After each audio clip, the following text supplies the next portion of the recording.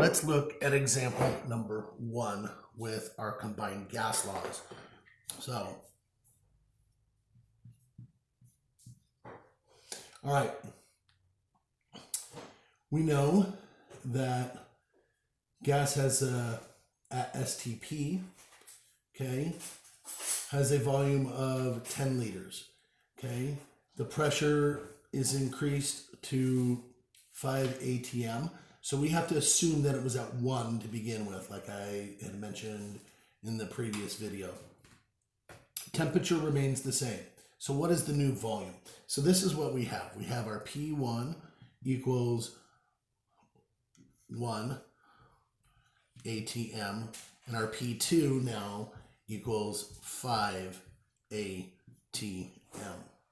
All right, our temperature T1 and T2 are exactly the same, so 273 Kelvin. Now, you're maybe asking, it doesn't say 273 Kelvin, but it says a gas at STP, and we know that at STP, that is 0 degrees Celsius. Well, 0 plus 273 in the formula is 273.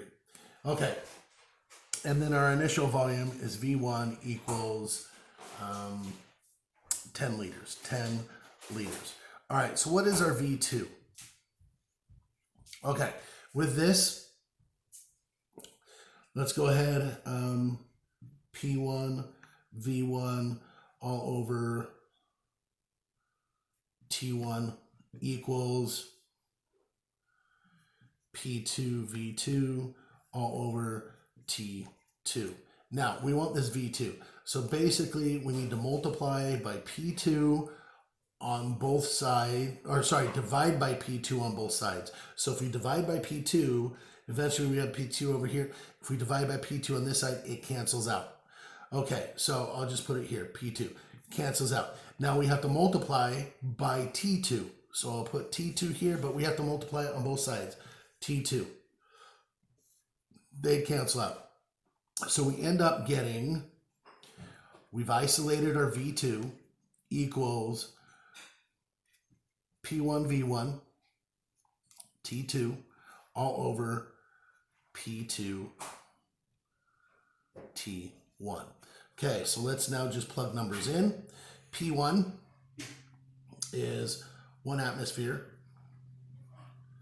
Okay, our V1 was 10 liters, and it just so happens that our T2 is 273 Kelvin, all divided by our P2 is 5 atm and 273 Kelvin again. Okay, we know that these two can cancel one another out. All right, ATM cancels one another out. We leave the numbers. Now 5 can go into 10 twice, and this becomes a 1. So we really have on the bottom, we have divided by 1.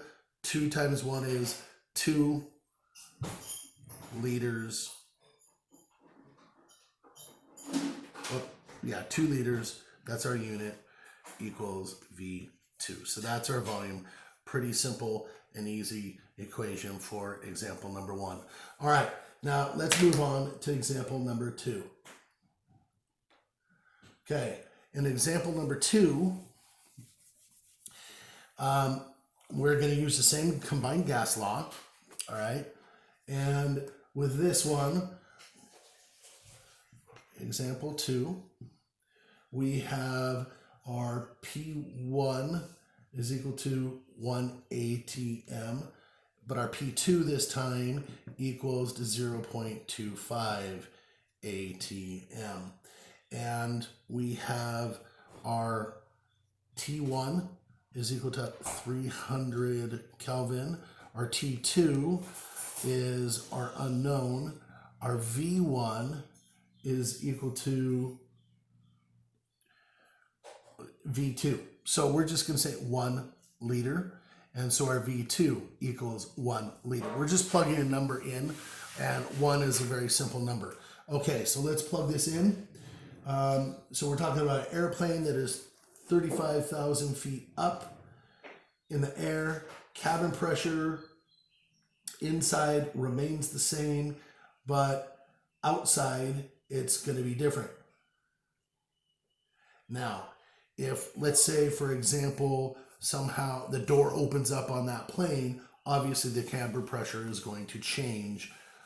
Okay, so how much is it going to change? Well, that's what we're looking at. So P1 V1 all over T1 equals P2 V2 all over T2. Now we want this T2. So really what we should do is we should just flip everything, invert it all. So if we invert it all, we now have T1 all over P1 V1 equals T2 all over P2 V2. Now we want to isolate this T2, okay? And all we have to do is, if we multiply both sides by P2 and V2, it would cancel out over here. So we end up getting P2 V2 over on that side, and these cancel out. So now we have isolated our T2 all by itself, and that's what we want. So let's come over here. Let's start plugging in. All right. So we can start off with our atmospheres, 0.25. So here's our P2 atmospheres, and our T1 was 300 Kelvin.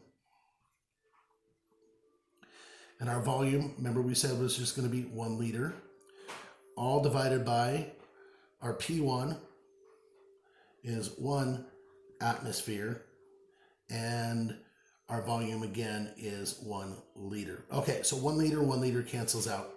Our atmosphere cancels out. And so what we really end up getting is 0.25 times 300. And once you crunch it into your calculator, you're going to get 75 Kelvin. And that is your new T2.